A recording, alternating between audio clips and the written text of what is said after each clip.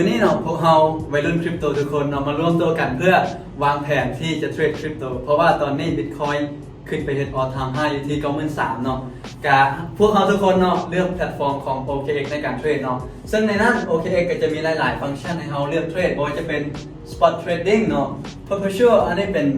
การเทรดที่ใช้ leverage หรือว่าง่ายๆก็คือการเทรดฟิวเจอร์เนาะและก็ Trading Bot ในนี้ก็จะมีหลายๆเจ้าให้เราเลือกโดยเฉพาะเจ้าดังๆเนี่ยก็จะเป็น PC สยามที่เป็นหัวหน้าทีมของพวกเราเนี่ยแหละที่เราเบิ่งตลอดเนาะ YouTube สื่อดังของไทยเนาะแล้วก็จะมี Copy Trading สำหรับใครที่เก่งๆเทรดเก่งสามารถมาเปิดได้เป็น Copy Trading ของตัวเองหรือว่าสำหรับใครที่เทรดบ่เป็น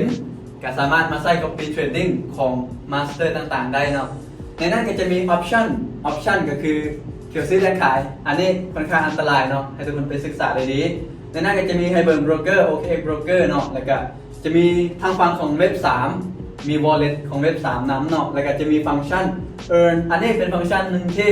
สำหรับใครที่เอาเงินไปฝากละล่าหรือว่าเอาเงินที่เขาบ่ได้อีหยังหลายแล้วเขาบ่อยากเสี่ยงหลายบ่อยากเสี่ยงกับการเทรดเนาะเขาสามารถถือ USDT แล้วก็